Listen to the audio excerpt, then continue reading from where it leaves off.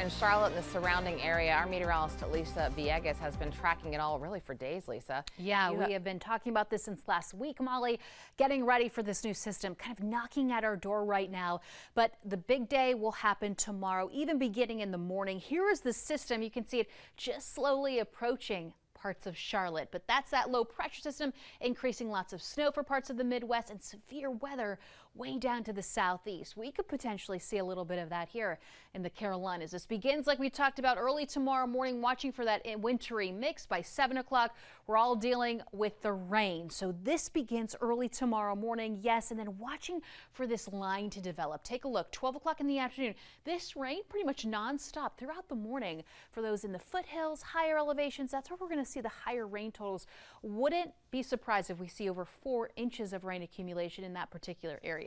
Now, as we fast forward after 12 o'clock, 2 o'clock in the afternoon, this line passes over I-77. So this is going to be where it enters an area where it could be a little more unstable. The potential for severe weather starts to elevate a little bit here. On top of that, watching for those strong wind speeds, all of this pushing out towards the east, and then we completely clear out. I mean, the time frame, still watching for how fast this cold front pushes through, but we could completely clear out later on the evening on that commute home for some of us.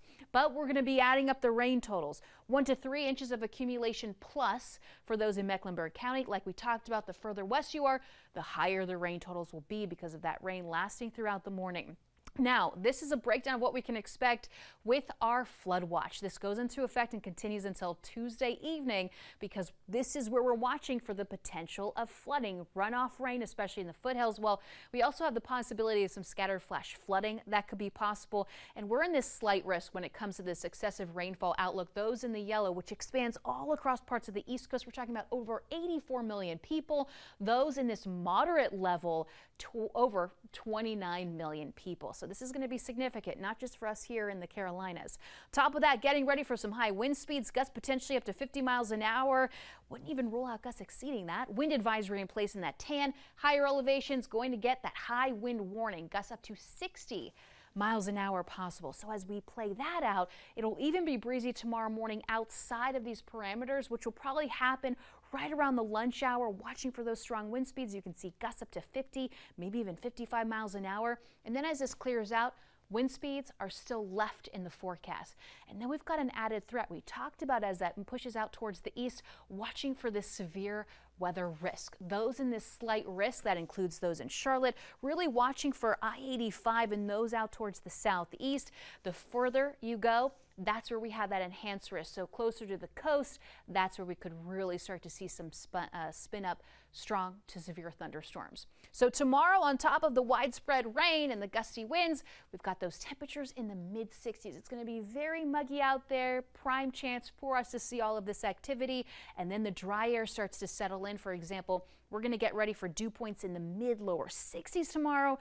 And now we're talking about dew points possibly dropping as low as right around 29, 30 degrees. So dry air definitely popping right back up. So as we take a look at the 7-day forecast, giving you some time to absorb this. For tomorrow, 64 degrees, first alert weather day in place, widespread rain, watching for the threat of flooding, the possibility of some damaging winds, and then also watching, Molly, here for the possibility of a few power outages before we get ready for our next first alert on Friday. Okay, well, and Lisa, you've been talking about this big storm tomorrow. Obviously, all eyes on that. We do want to mention last Thursday, when we had that nasty weather, there was a confirmed tornado in Gaston County. So that came out tonight. There was a confirmed tornado last week, not to be mixed up with what's coming tomorrow. But we certainly want to mention that for those in Gaston County, you did have some nasty storms, and now they have been classified as an EF0. Wow. New now at 11 o'clock.